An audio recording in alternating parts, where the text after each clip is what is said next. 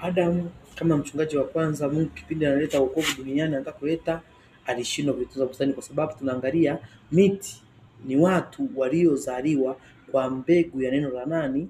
Aidha la Mungu au neno la nini? Au neno la shetani.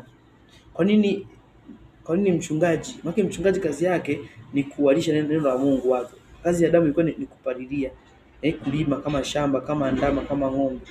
Ila na inabidi yale kwa wachungaji matunda ambayo kwenye ile miti ambayo mtu akishakuwa mtumishi wa Mungu azao neno la Mungu anakubalia na kuwa mti mkubwa, baadaye unazaa matunda, baadaye ndege wanaanza kuja pale. Ndege ni roho, tumeshaziona. Kwa ile matunda maana ni kwamba mtu anaweza kwa neno la Mungu anazaa matunda mazuri, maana anakuwa neno la Mungu ambalo ni nini? La kweli. Ila ule mtu wa uzima, ule mtu wa mauti na uzima ni kwamba ni mtumishi wa shetani ambaye anaelezea injili yake kama ile injili ina uzima ndani yake. Maana anaelezea fedha, kubarikiwa, kuinuliwa, akuonyi dhambi. Kwa hiyo ile sasa mtu kuhubiri fedha ni kitu kibaya, ni kitu kizuri, kinaonekana kina uzima ndani yake.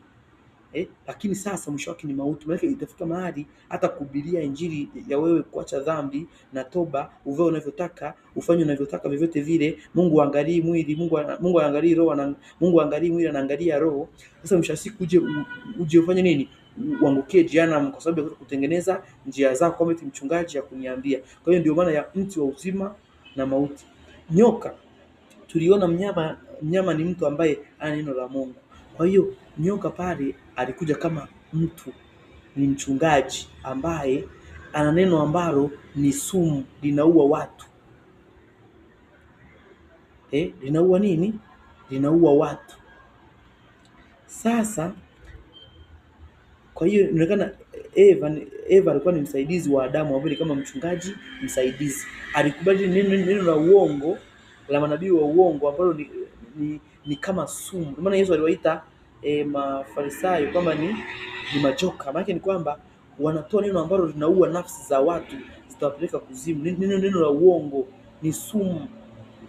Yaani maana ni kwamba neno akipokea mtu, kama vile nyoka anavyomuua mtu anakufa. Sasa na pale ni kwamba anatoa neno ambalo sio la uzima, ni la mauti. Kwa hiyo sumu ya nyoka na huku ilimaanisha kwamba ni mauti, kufa, kifo.